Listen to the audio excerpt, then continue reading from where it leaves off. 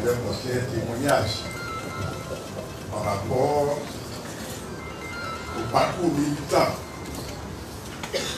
de Mme Simone Gbagbo et que j'avais 5 minutes pour le faire.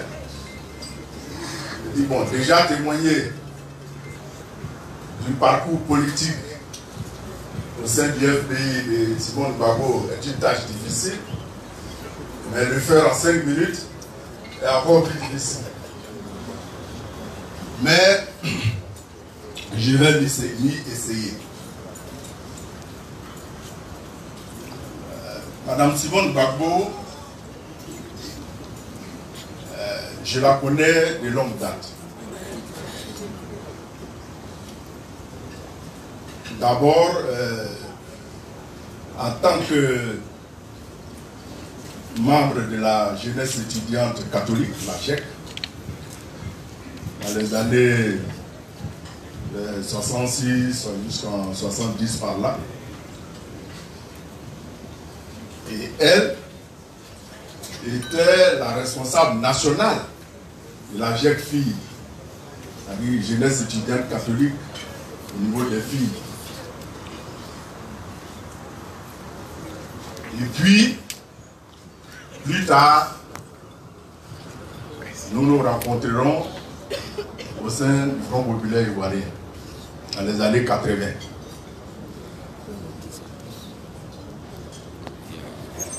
Ce que je retiens de Mme Simone Gbagbo, c'est que c'est une femme d'engagement. C'est une militante. C'est une femme de courage et une femme de défi. Et le peu que je sais d'elle, parce que je n'ai pas la prétention de connaître tout son parcours, parce que lorsque nous avons commencé à militer auprès d'eux, d'elle et de son époux, le président Laurent Gbagbo, c'était dans la période de clandestinité. Et qui dit clandestinité, dit justement cloisonnement. Et donc il n'était pas possible de connaître toutes les structures et tous les membres de l'organisation dans laquelle vous êtes. Elle et le président étant des notoriétés publiques, il était évident qu'on les connaissait. Mais nous autres, dans les cellules où nous étions, on ne se connaissait même pas de nom. J'avoue par exemple que Feu Boga Doudou, avec qui on a fait plusieurs réunions dans la clandestinité, c'est le jour où il a presté serment d'avocat que j'ai lu dans Fraternité Matin qui s'appelait Boga Doudou. Je l'ai rencontré, quand on s'est rencontrés dans le cercle où nous étions, il s'appelait Zézé. N'est-ce pas, madame? Donc, c'était difficile. Mais dans la structure dans laquelle madame Gbagbo et moi, nous nous sommes souvent rencontrés, nous avons fait des réunions, notamment au domicile de notre camarade Gab Barnabé, dans la palmeraie de Dabou, là où le congrès constitutif du FPI s'est tenu les 19 et 20 novembre 1988. C'est là véritablement que nos rencontres de militants ont commencé. Dans cette structure où nous étions, elle, Maître Boga, le président étant en exil, mais il faisait partie de leur base. Si mes souvenirs sont bons, c'était la base de Kotoko. Et dans cette structure-là, Madame Simone Gbagbo s'appelait Bassi.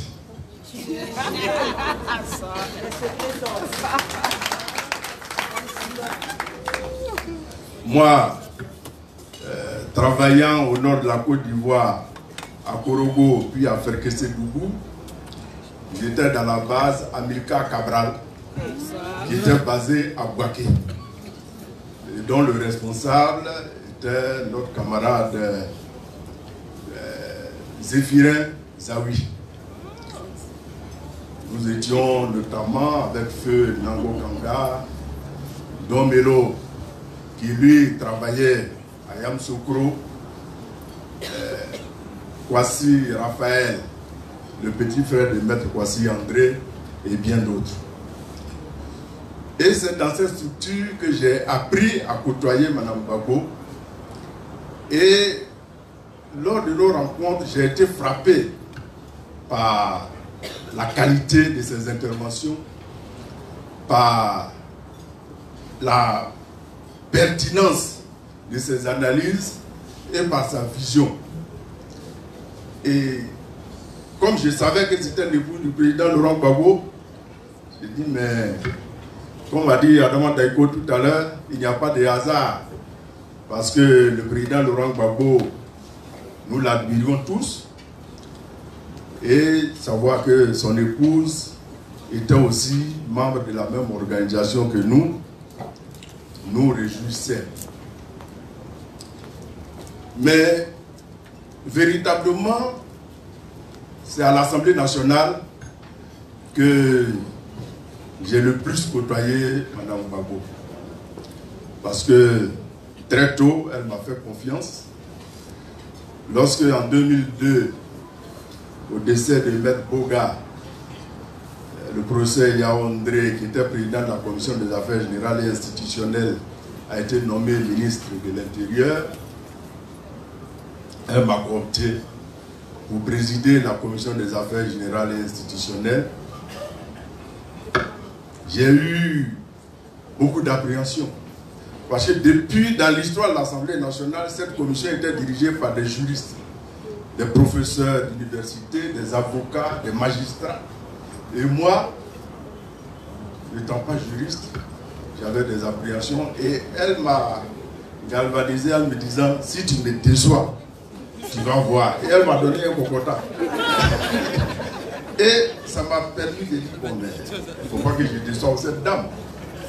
Et je pense que je m'en suis un peu sorti grâce à Dieu. Mais ce qui m'a impressionné aussi, c'est sa capacité de travail. Lorsque nous préparions, parce que après Marcoussi, la période était très difficile. Et il fallait au niveau du groupe parlementaire FPI, beaucoup de collègues députés de ce groupe-là sont présents ce soir, nous préparions de façon minutieuse nos séances à l'Assemblée nationale, sous sa direction. Et c'était formidable. Mais en même temps, on tissait une petite complicité pour conduire les travaux. Je vais juste donner un exemple. Je ne sais plus quel était le projet de loi que le ministre Issa Diakité devait venir présenter à l'Assemblée nationale. Et c'était la première fois qu'il devait venir à l'Assemblée nationale. Et donc on a préparé la séance. Et puis le député Diézion Dibé dit tout ce que vous avez dit là. Moi, il y a une seule question que je vais poser à Issa Diakité. Je vais lui demander s'il est venu ici en tant que ministre de la République ou bien en tant que rebelle. Et puis Mme Gbagbo le regarde. Elle dit, ta question là, c'est une très bonne question. Mais ce n'est pas toi qui vas la poser, c'est Dengaou qui va la poser. Et justement, quand on est arrivé, dès que j'ai ouvert la séance, Dengaou dit, tu dis, mais Dé, il y a quoi encore? Il dit, non, je veux parler. J'ai dit, on n'a pas commencé. Il dit, j'ai dit, bon, Dé, bon, vas-y, dis ce que tu as à dire là. Donc, il dit, monsieur Issa, vous êtes assis là où Boga Doudou s'asseyait pour nous parler. Vous l'avez tué, vous venez vous asseoir ici. Vous êtes venu en tant que rebelle ou en tant que ministre. Le gars a été déstabilisé. Il n'a pas pu se maîtriser et la séance même n'a pas pu aller jusqu'à son terme. C'était aussi... Mais j'ai surtout aussi admiré son courage, Mme Gbagbo.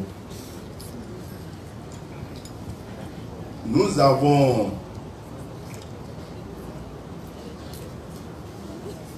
effectué à la demande du président qui lui a confié dans le cadre du parti de faire une tournée en 2008 dans le pays à Caen.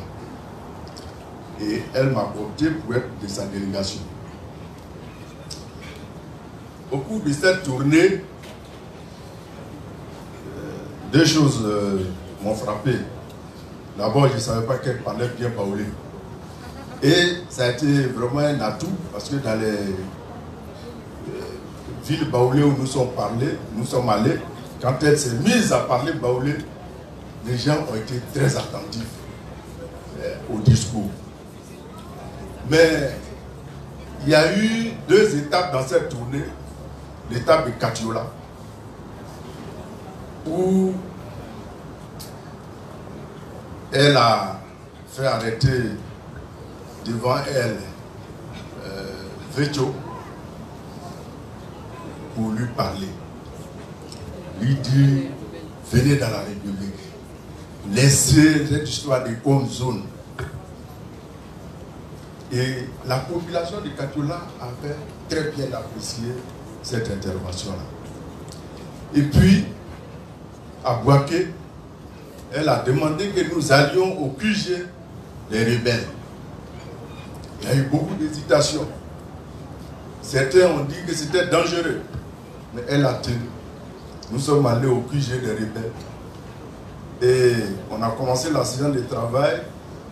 Elle avait pris soin d'imprimer, je ne sais pas si c'était un sceau, voilà, qu'elle a distribué à tout le monde et qui a dit avant de commencer là, on a qu'à tous lire le psaume là. Rebelles comme nous. Tout le monde a lu le psaume. Et là encore, de façon très courageuse, elle leur a parlé. Un autre souvenir qui me revient, c'est, je crois, début 2003 ou 2004, des gens de l'ONU sont arrivés pour dire qu'ils rencontraient les acteurs politiques. Et nous nous sommes rendus, une délégation conduite par elle, au QG de l'ONU ici. Ils n'étaient pas encore à Sébroko, ils étaient vers le lycée technique là. La délégation était conduite par le français Jean-Marie Guéhenno, qui était responsable du maintien de la paix, je crois, à l'ONU. Et comme nous avions travaillé, chacun d'entre nous devait présenter un aspect de la crise ivoirienne. La parole a été donnée en premier à Cabral Apia. Quand Cabral Apia a commencé à égrener, il dit, tout ça là, nous on sait, on n'est pas là pour ça. Et il a commencé à nous parler de façon très arrogante. Et le jour-là, nous étions avec notre jeune frère Atebi qui s'est mis à pleurer. Parce qu'il était dépassé. Et elle a arrêté Guéhenno pour lui dire, monsieur, arrêtez de nous parler de ce ton. Vous n'avez pas l'autorité nécessaire pour nous parler comme ça.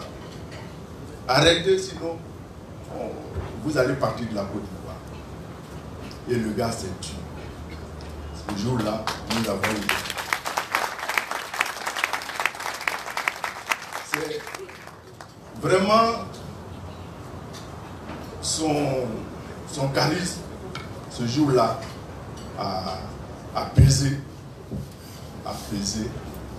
Et j'ai fait beaucoup d'émissions avec elle, dont une en Afrique du Sud à la demande du président Thabo Mbeki. L'ambassadeur Boubacar était encore là-bas. Et ça a été aussi un moment très fort. Parce qu'avant nous, une délégation du RHDP qui était passée, ils avaient intoxiqué le gars. Et nous sommes arrivés. Elle m'avait dit, le président nous donne son avion, on fait un aller-retour. Bon, pour détendre un peu, j'ai dit à mon épouse, bon, je vais avec la première dame en Afrique du Sud, on fait un aller-retour. Et comme d'habitude, mon épouse fait ma valise. Et puis quand je viens, je vois un ami plein d'habits dedans. On dit, on s'en va faire un aller-retour, tu mets plein d'habits. J'ai tout enlevé. J'ai laissé seulement des choses de toilette. C'est mal connaître Thabo Mbeki. Il nous a retenus là-bas, je crois, 2 ou 3 jours. Hein? Je n'avais que mon seul costume. Et puis, bon, c'est le soir quand on est rentré, je voulais à l'hôtel, j'ai fouillé. Je vois qu'il y a une chemise que j'ai oublié d'enlever. Et c'est ça qui m'a permis de me charger. Mais, et nous avons pendant des nuits, parce que le président Thabo Mbeki travaillait, et c'est la nuit, à partir de 20h qu'il nous recevait. On travaillait jusqu'à tard, 2h du matin. Voilà. Et il y a eu des sujets sur lesquels on a eu des difficultés à se comprendre. Je ne me souviens plus exactement, mais un des sujets sur l'accord de Marcoussis, Thabo Mbeki et nous, on était en désaccord. Lorsque nous expliquons, il dit c'est pas ce que dit l'accord. Nous on dit c'est ce que dit l'accord. Il prend son accord, quand il le lit, il dit non.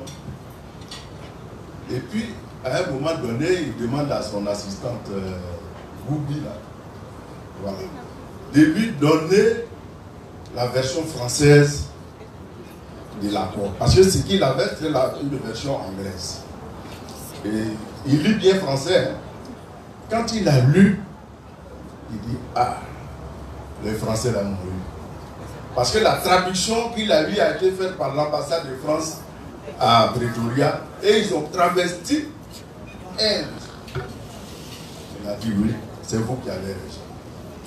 Ouais. Et lorsque nous sommes partis de Pretoria, que nous sommes rentrés à Abidjan, quand on faisait le débriefing au domicile du président Afi, j'ai dit en chose, le monsieur que nous avons rencontré, même si il ne fait rien pour nous, mais je suis convaincu que nous avons gagné un ami et je pense que je ne m'étais pas trompé concernant Gabon. Mais c'était le travail que Mme Gbagbo nous a conduit à faire.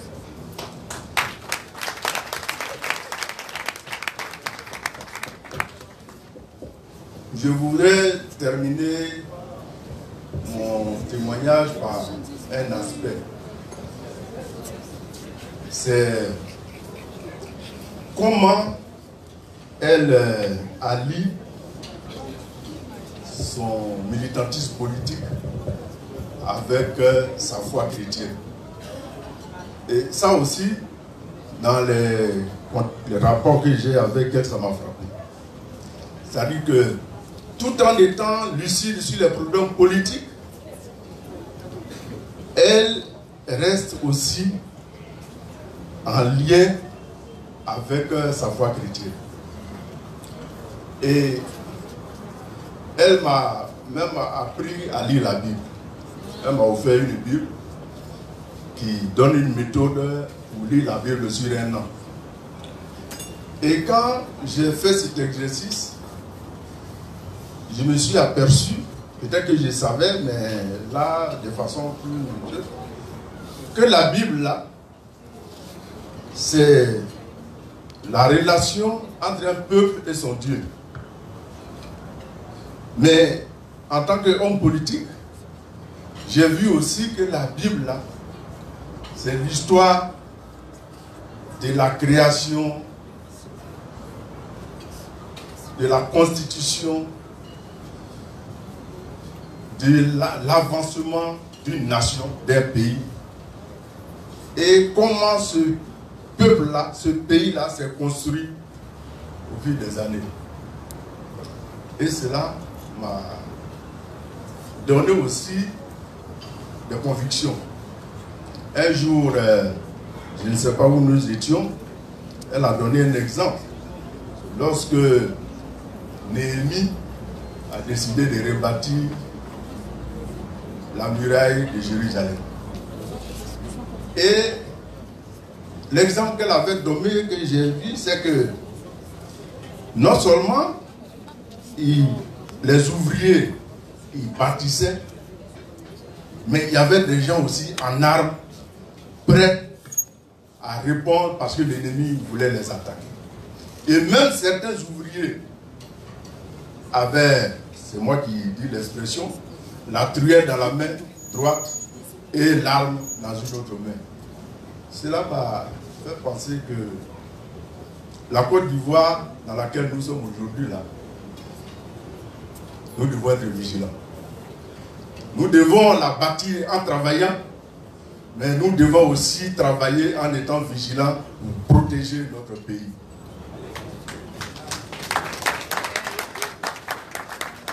L'autre leçon qu'elle m'a apprise à travers la religion, c'est quand elle est sortie de prison, qu'elle a commencé à parler de paix, de réconciliation. J'étais encore à Accra. Je dis, mais qu'est-ce qu'elle raconte là? La paix, vraiment. Et puis, un pasteur là-bas m'a invité à lire. Et puis, il m'a dit de bien lire de Notre Père, la prière Notre Père. Et puis, quand j'ai lu, j'ai vu dedans, j'ai dit, oui. Parce que dans la prière, on dit, pardonne-nous nos souffrances, comme nous pardonnons aussi à ceux qui nous ont offensés. Et j'ai compris que, je ne sais pas si c'est un piège qu'on nous a tendu, mais pour mériter le pardon, il faut que toi-même tu sois apte à pardonner. Et ça, bon, je l'ai compris aussi. Et c'est grâce à elle que petit à petit, j'ai fait mon petit bonhomme de chemin. Parce que j'avoue, et je lui ai dit un jour, elle dit, il y a des gens qui disent qu'ils ne croient pas en Dieu. Et c'est vous qui m'avez mis dedans.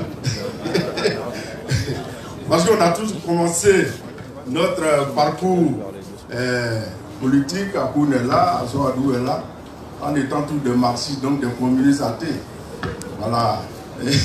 Et ça nous est resté.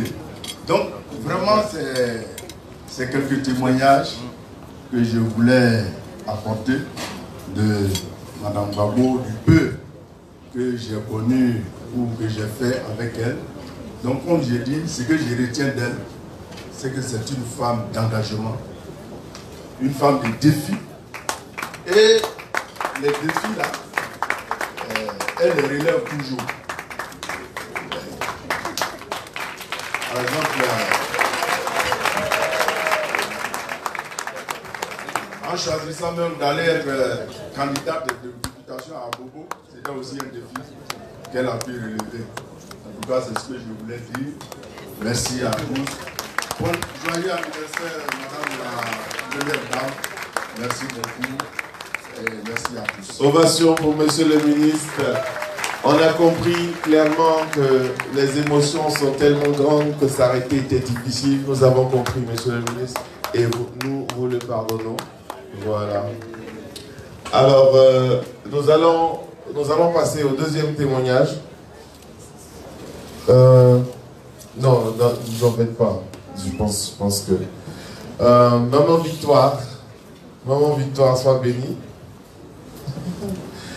Alors, Maman Victoire va faire un témoignage. C'est la sœur de celle que nous célébrons ce jour.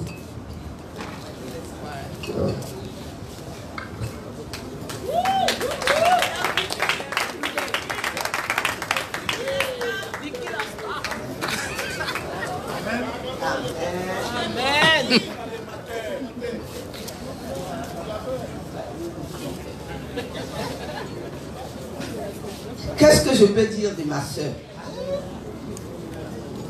Que c'est une femme courageuse.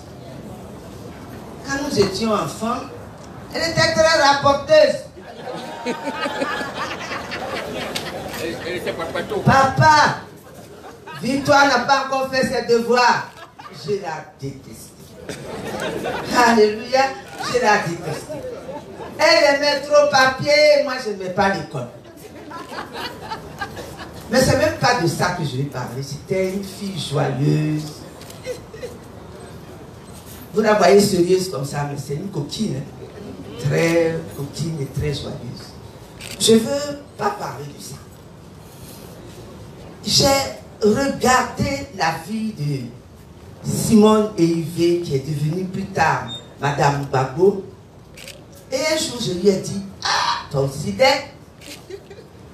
Quel est le contrat que tu as fait avec Dieu? Et puis, rien n'est petit chez toi.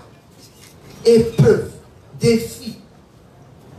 Donc, il n'y a pas longtemps, quelqu'un m'a dit, cette femme, elle aime tellement sa nation qu'elle est capable de tout pour la Côte d'Ivoire et pour les Ivoiriens.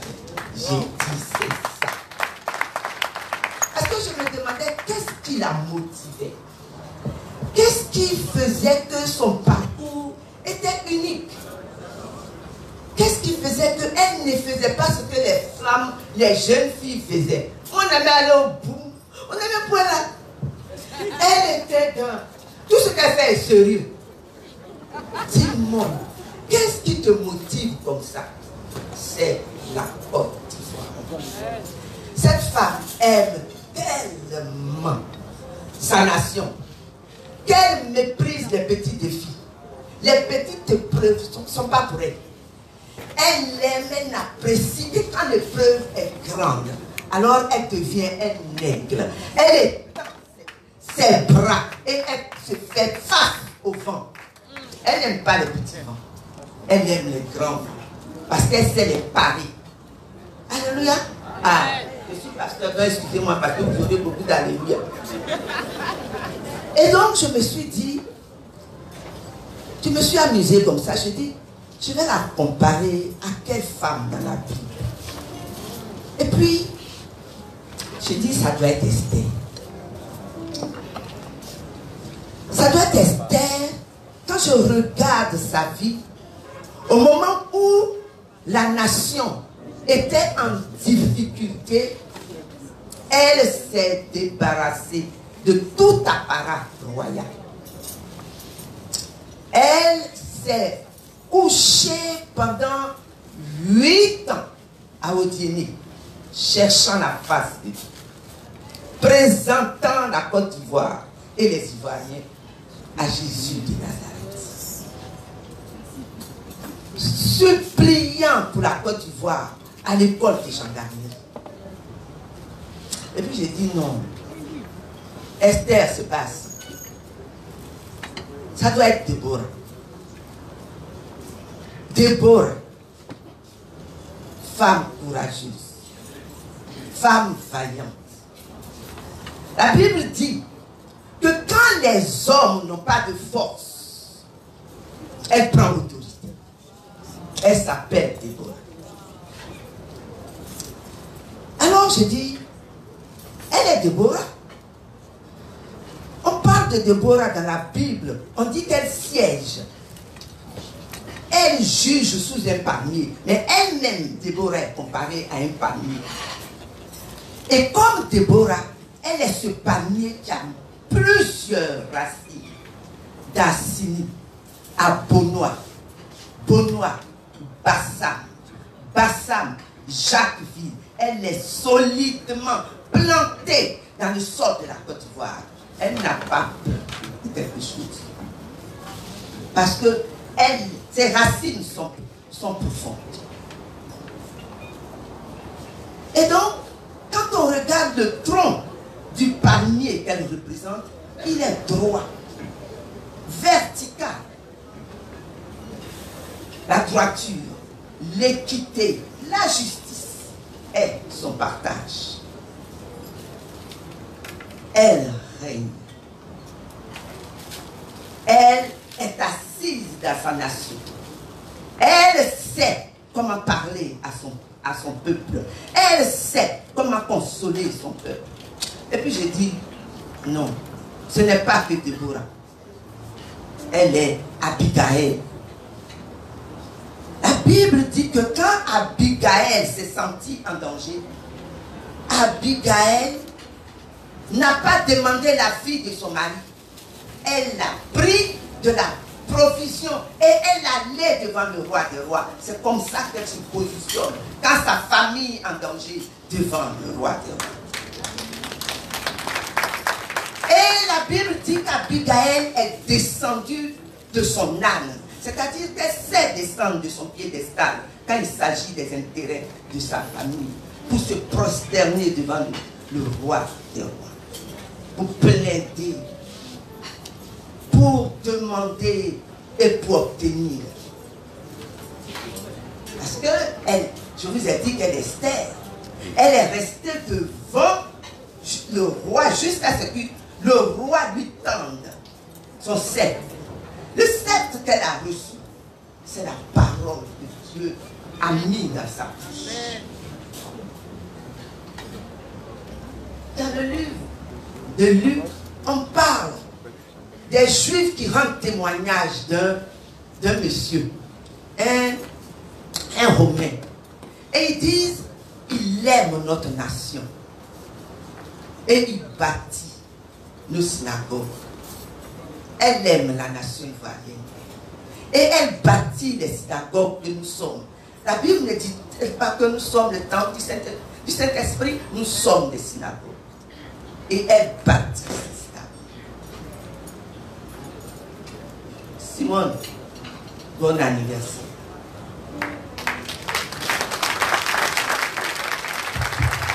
Que Dieu te bénisse.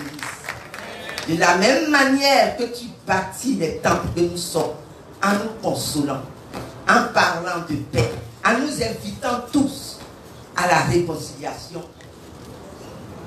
Dieu ne te refusera rien. Bon anniversaire. Et quand je te revois dans 50 ans, en train de gagater, mais toi, mais les enfants disent, tu ne peux pas mettre mes chaussures à mes oreilles. Moi, je vais venir très lucide. Et te dire, mais Simone, les chaussures, on ne les met pas à l'oreille, on les met sur la tête pour aller en gagnois. Bon anniversaire. Alléluia. Voilà, c'était... Comment dit-il? Voilà. Alors, nous avons